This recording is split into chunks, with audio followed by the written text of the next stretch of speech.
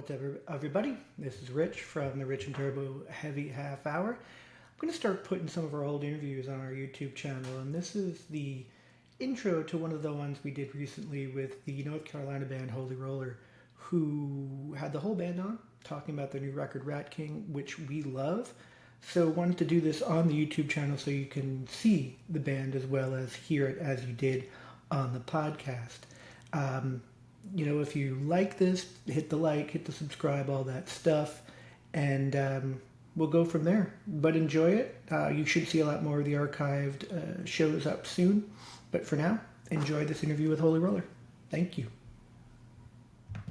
Hey everybody, welcome back to the Rich and Turbo Heavy Half Hour. We are very excited to have the entire band of HolyRoller with us. How are you guys doing today? How's it going?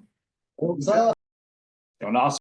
Excellent, excellent. The new record comes out, Rat King, on June 6th, if I'm not mistaken, on Ripple Music. Turbo and I have had the pleasure to spend a lot of time with the new record, and we really, really dig it. Very excited for it. I think it's going to be huge for you guys.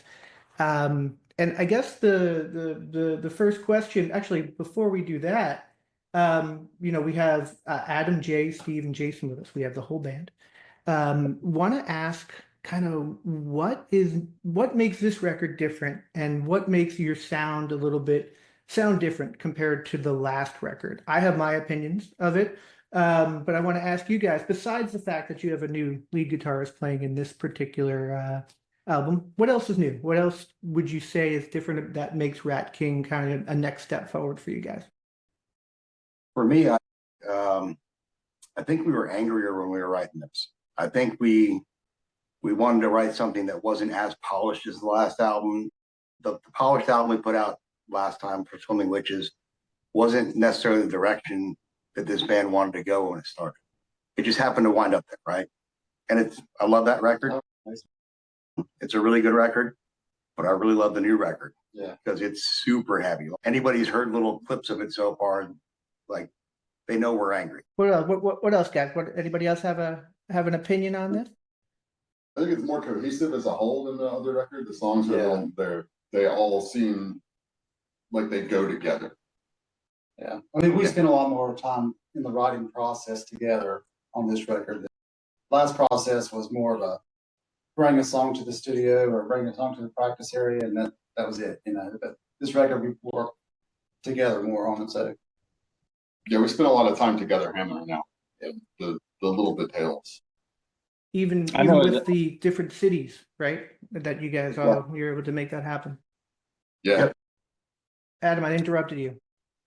Well, that's all right. I was just going to say, as far as the vocals go, it was definitely a learning album for me. I spent a whole lot of time tracking those songs over and over and over. So the last album was a little more seat of the pants, and this album I really spent some time trying to figure out what I could and could not sing. That's it for me. You can tell that from a vocal standpoint that you guys kind of put a lot more into it. I think one of the things in Turbo, I don't know if you think I'm crazy here or not, but I think listening to this record compared to the other record, I think the first record had a little bit more of maybe a bluesy slant to it, maybe some kind of, and this album, I want to ask, because I know Jay is a Quicksand fan, but any of you guys come from like a hardcore band background or something like that? Because I hear it in there, whether it's like a post-hardcore thing or something, but whether it's the vocals or, am I crazy or am I hitting on something here? I think we all have listen to and enjoy a lot of hardcore and punk, so that's not surprising. Yeah, I think all of us came from bands too. Like, I know I spent my entire childhood in death metal, hardcore. This is actually the first band I've ever played in that wasn't just extreme metal. I think we all kind of came from that background. Yeah. I mean, I grew up in New Jersey, so I was privy to the New York hardcore scene when I was growing up. So, I had the Gorilla Biscuits, I had Sick of Them All, I had Youth of Today, I had all those bands, Cro-Mags, all of them, at my disposal pretty much any weekend. They played up there all the time. I mean, you're from the area too, so you probably were exposed to the same stuff. Yeah, this is when Turbo usually turns off, and I go into my Yeah, rant about how I love I missed the last 2 minutes. What were y'all talking about? you know, I went to school. I lived in Long Island. Went to school in Buffalo, and spent oh, there it is, Turbo. Drink Buffalo. I mentioned Buffalo. I spent a lot of time listening to bands like Orange 9mm and Quicksand and Into Another and things like that. And whenever I hear that, a little bit of that, it tends to really jump out at me. The other thing I'm hearing from you guys, I think, is especially maybe in the vocals, is the melodic side of the band, where you're angry, but you also bring in like some of the more melodic stuff to it. And I'm thinking of like the last track, Drift into the Sun, and also I think Heave Ho was another one where the vocal melodies are there. Is that something that kind of just came naturally, or were you kind of thinking about that in your writing process? I think they kind of came naturally in those songs in particular. Heave Ho in particular is just very melodic and kind of poppy. And I think from the very start that I heard that riff, I kind of had an idea of where the vocal was going to go. But it was a lot of experimenting to get to the right tone that, you know, I could hit well. And it was a bit of experimenting. When you, because you have a screamy part in Crunch Riff Supreme, which, by the way, it makes me hungry, even though I just ate. It's a wonderful title. We're trying to get that Taco Bell money. All right. You might as well. I mean, it's right there for the taking. Did you feel like were you a singer in your extreme metal bands, and did that come back to you easily to just be able to kind of bark out some of those parts? Yeah. Honestly, screaming is the easiest thing for me to do. Yeah. I've been a screaming vocalist most of my life. I've toured in a bunch of bands and, you know, put a lot of work into it. And yeah, screaming is just kind of second nature. It's the singing that I'm really, you know, trying to work my way up to. And honestly, this album, doing stuff that I'm more comfortable with, and the use of in-ear monitors has just dramatically changed my singing. It's just for the better, I think. Hopefully. I think the band agrees with that. Yeah, based on what I'm seeing. It's just funny talking to you. You have such a like a clear and like nice and smooth talking voice. And it's like I hear the guy from like Opus talk, and I'm like, he sounds like a college professor. And then he goes and he growls for 2.5 hours on stage. So it's just amazing that anybody can do that with their voice. So. Never heard any of Adam's other extreme metal bands. You should go listen to some of them, because we were actually joking about this the last time we were watching him. Sometimes when we're talking, he's so quiet, and then he goes on stage. It's just chaos. So it's actually fantastic. We need some of those band names. Tell us. Glass Casket is one I'm still a little bit active in. We were on Century Media for a few years, and I'm also in a band called Columns that was on Relapse Records, and one called Wretched that I'm no longer in, but we were on Victory Records for several years. Victory Records, very nice. The label mates with Snapcase, I think, at some point, probably. Yeah, that was the coolest part about the label. It was like the connection to some of those awesome hardcore bands, but it was kind of not the best home. I'm sure you might have heard some rumors. Yeah. I mean, it was probably, like I said, great to hang out and know that you're label mates with some of the, like, at this point, like legendary hardcore bands, but like to be on that label, from what I understand, was not a fun situation for anybody. So the lead singer of Snapcase used to work in the record store that I used to go to all the time, and we definitely got some feedback from him on how that whole thing went. So Turbo, I have once again dominated the first part of our interviews, so I will now ask you to ask the guys some questions. All right, cool. Thank you. Thank you for allowing me to be here.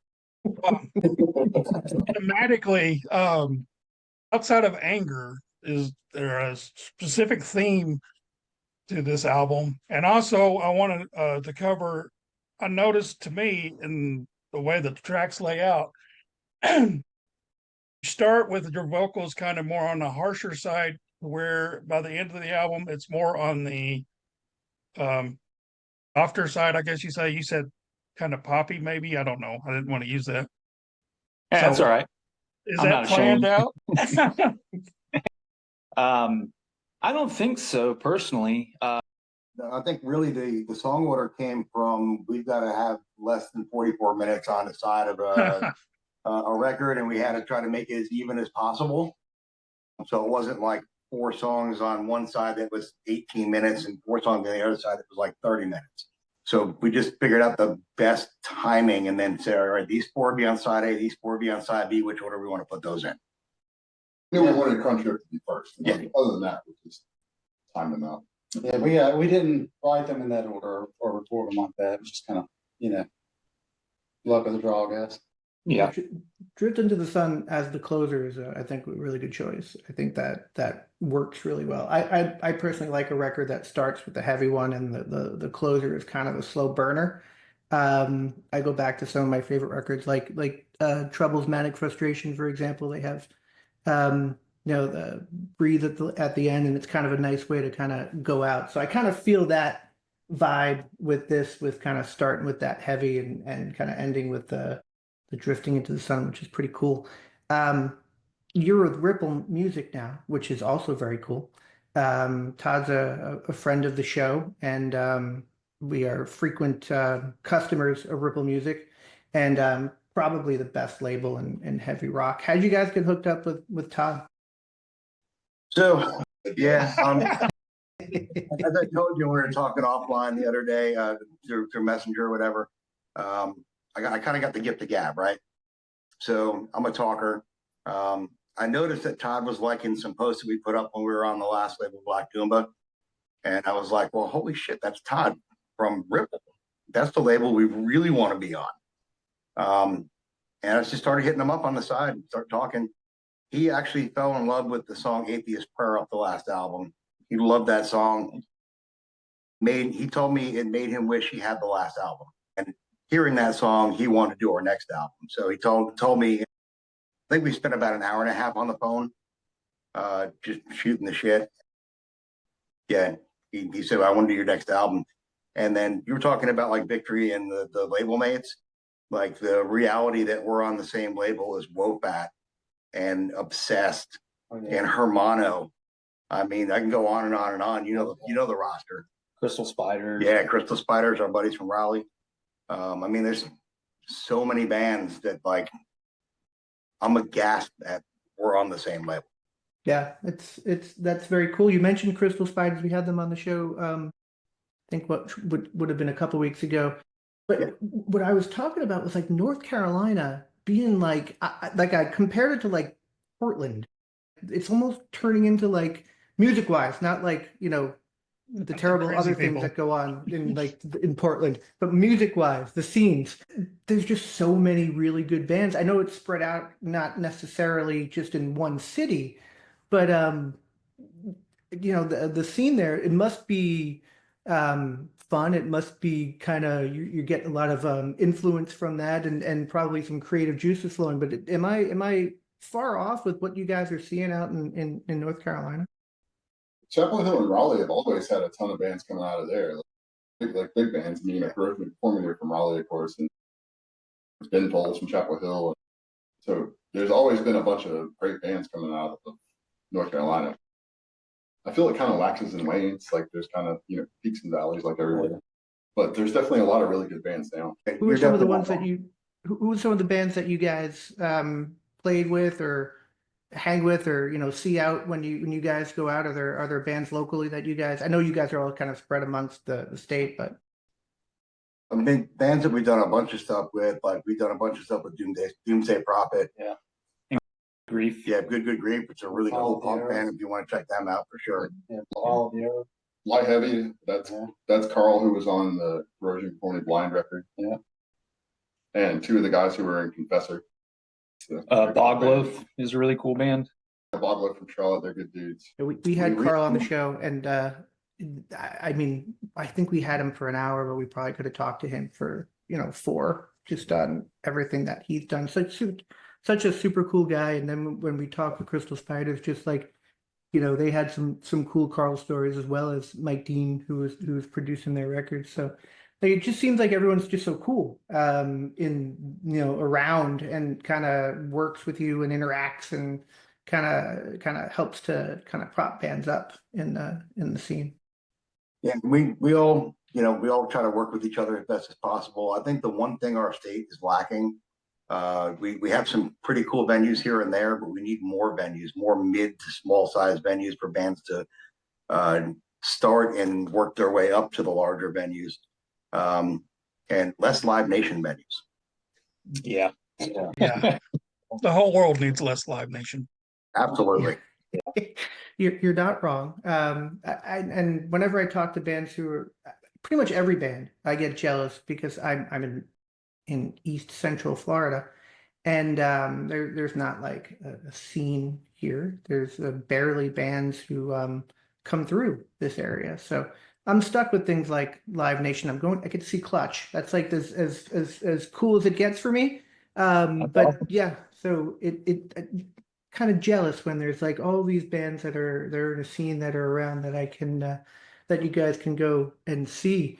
Turbo, I'm sorry. Did you have another question as I continue to blab on? Had one or two. Your video for Crunch Riff Supreme, is that was that your all's idea? Did somebody else come up with that for you? And was anybody wanting to spit into the can? Because I kept waiting for somebody to just drop a loogie. Damn, that's a good Adam's idea. Adam had that whole thing ready to go. The idea for it. It had been something we'd, I think, talked about for an idea for the last record, which we never ended up, or we did make a music video, but we just did kind of like a live setting for that. And so the idea kind of just never got used. And then this time around, it just kind of worked because it was easy and, pretty inexpensive. Shout out to our videographer, Chad Perry. Yeah. Chad is phenomenal, easy to work with. I've known him for the better part of 30 years, all the way back to when I moved down to this area. Yeah, he took a very basic idea and kind of brought it to reality. And the Was fire that- alarm in the beginning, Yeah. that was real. And the fire department did call. Yeah. We tried to use a smoke machine or a fog machine, and I knew that they set off my smoke detectors, but we were like, let's see how quickly we can make this shot and just see how it goes. And it just immediately started blaring. Your Spinal Tap moment when the fire department comes, and there's fines being dished out for wasting the fire department's time. Turbo, you said you had another question? Yeah, on the single you have the Rat King artwork. I didn't get anything for the album. Is that going to be the album cover? And if so, who did your artwork for that? Because it's really cool. Very cool. Yeah, it's David Paul Seymour. Yeah, that is going to be the album cover. Yeah, it's very That's cool. really, and that's on you got a couple of shirts out, right? It's also, one of them's got, We did that artwork on a shirt. okay.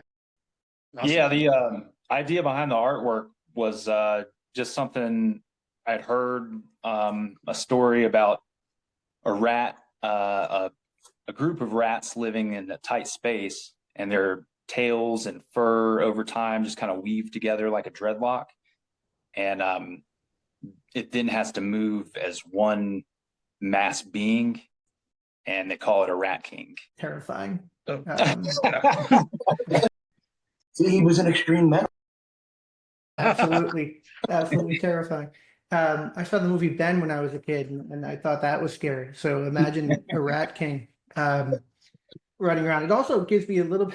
Do you ever see Fraggle Rock, and they had the trash heap that speaks? Yeah. A little like the trash heap, but way more metal than the trash heap, which is also very, very cool. So I wanted to ask you before before we let you guys go, what are you guys doing? Are you guys doing a tour? Are you playing out? Is it staying local? What are you guys doing from that side of the house? So it's a little bit more difficult for us because we all have real jobs. And not that other bands don't have real jobs, but they have probably more flexible jobs than we have. Yeah. You know, I think 3 of the 4 of us, maybe all 4 of us, work for corporate entities that pay the bills. And obviously, music doesn't necessarily pay the bills. If it did, trust me, I think the 4 of us would go everywhere playing music, and that's what we do for a living. Yeah. We're going to get out as much as we can. We talked about doing a whole bunch of weekend runs. We definitely have a lot of shows booked. Yeah. We have a lot of weekend shows booked coming up. So we're doing a record release show next weekend here in Winston. We're playing Maryland Doomfest. Yep. In June. Awesome. Of course, The last yeah. one, right? Yeah. Yeah. Unfortunately. And then yeah, we definitely have we have quite a number of shows on the books, but no, like, yeah, we're not going to get in a van and go out for a month, unfortunately. Yeah. Yeah, we're just Yeah, but- doing as much as we can. I'll preface what Steve said, or add on what Steve said, unless anybody listening wants to spot us some money. Yeah. And then we'll get in a van and do whatever you guys need us to do. Yeah. And Beautiful. speaking of corporate entities, shout out to the one who employs me, who I was outed at a conference that I have a podcast. So if anybody's hearing this, I love you guys. Please continue to employ me as you fund my podcasting and record collecting. So appreciate that corporate entity who employs me. One of the things I like to ask is just like for the 4 of you guys, for the music that HolyRoller is making, is there a specific kind of band that you draw your influence from, or that you kind of vibe to get what comes out of HolyRoller these days? I'm sure, you know, it's probably different depending on your mood, but like, you know, if we can each give me a band that kind of you think about when you're starting to write and or play in HolyRoller. I write music. I can't listen to anything else that sounds like a. So I usually listen to Kenny Puppy, Frontline Assembly, or some industrial chaos is usually what I listen to. So I'm not distracted by the writing process of what I'm trying to do. Excellent. I'm going to invite you to the industrial show that we're going to do with the band Thunderhorse. You can look at his background and the band that he was in. Very big industrial fan. So another area where Turbo turns out and I get all in. So we That's another show. Yeah, I haven't told him about that show yet, but that's definitely a show that we're going to do. I've been listening to Zappa for like 2 days straight in my car. What, Zappa? Yeah, it's just I'm going through the Zappa discology right now. Nice. Awesome. I found out the hard way that my wife does not like Frank Zappa. And she didn't, I brought home, I was so excited, I brought home Strictly Commercial. It's a hits record, but it was how I was introduced to Zappa.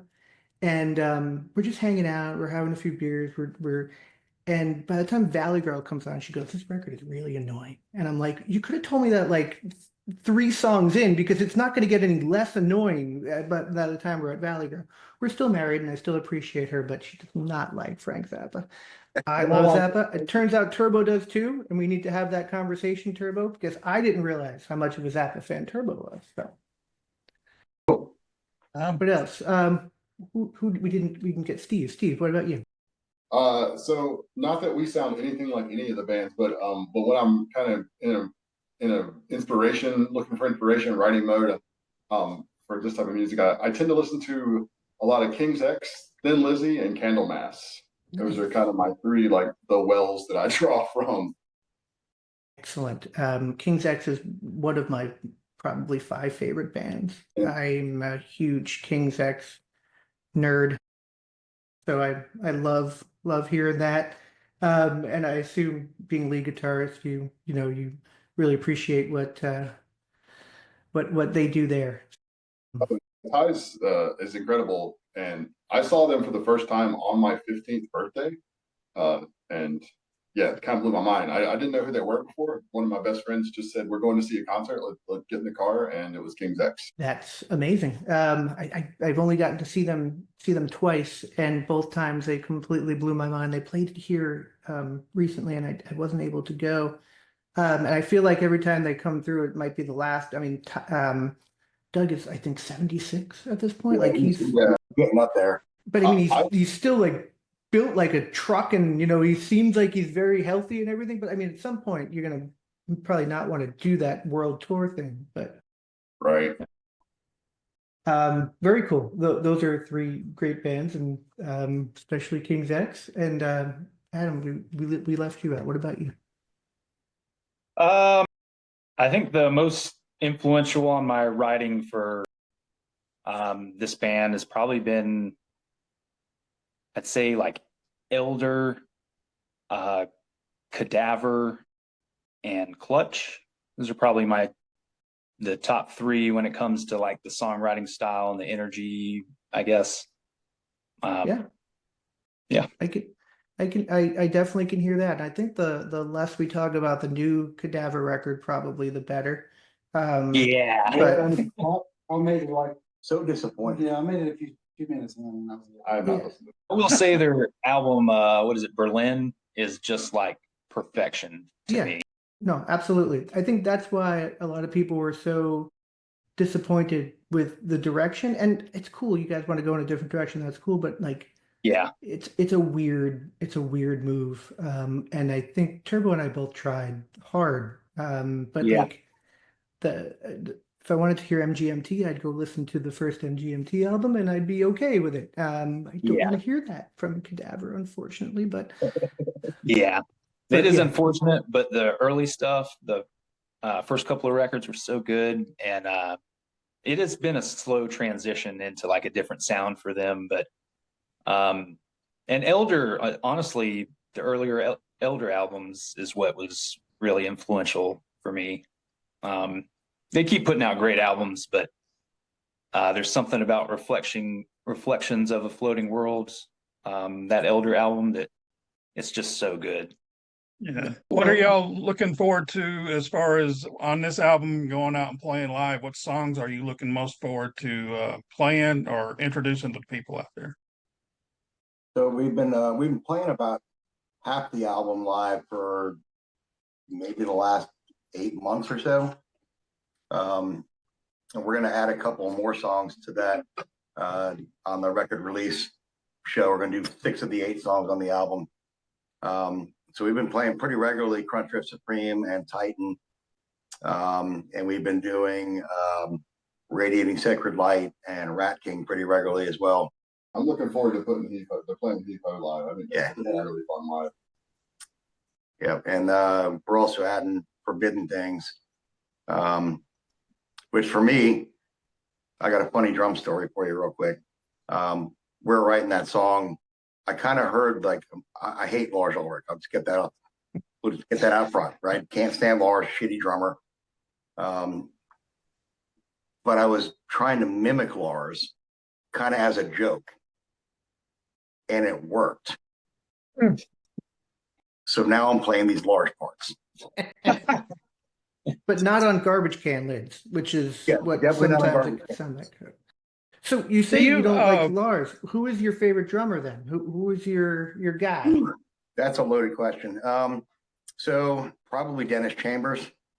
Played with P-Punk, John McLaughlin, John Schofield. He played with who else did he play with? P-Punk was the big one. He's done a bunch of stuff. He did a project with Billy Sheen. I think it was called Niacin. That was pretty cool. He played with Steely Dan for a while. But that dude's insane. As far as rock drummers go, you know, the obvious Neil Peart, as a drummer, you know, kind of have to like him. It's part of the agreement when you pick up drumsticks. And he's fantastic. But I really love Danny Carey's playing is fantastic. Josh Freese, who just got fired from the Foo Fighters. Yeah. One of the best rock drummers, punk drummers out there. Yeah. I saw him for the first time on my 18th birthday, and I'm 52 now.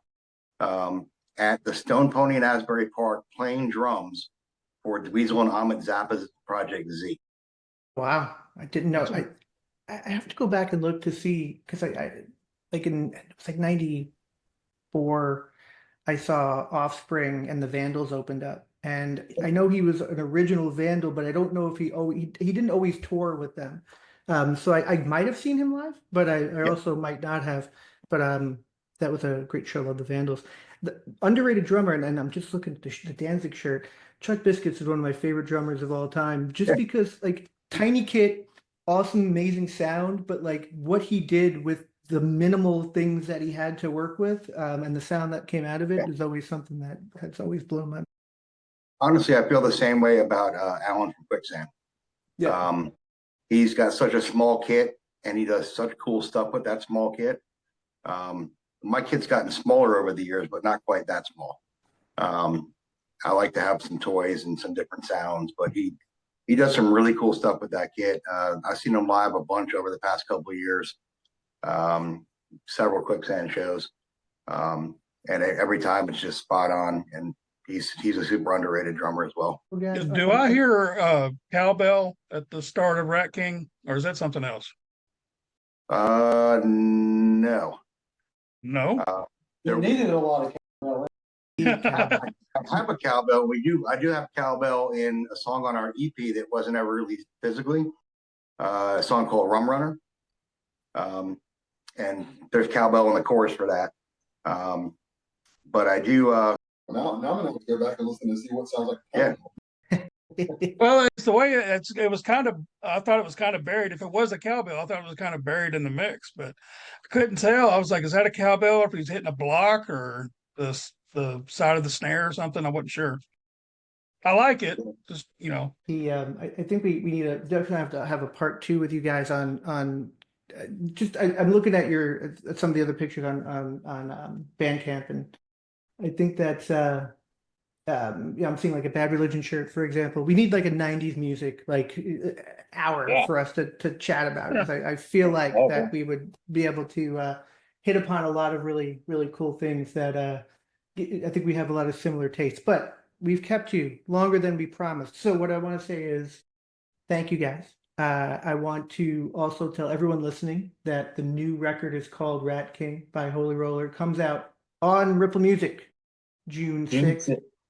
Buy the record. The vinyl it's like a reddish kind of thing going on that kind of looks like the Rat King's shadow thing going on. So it's very, very cool. Buy physical media, buy shirts.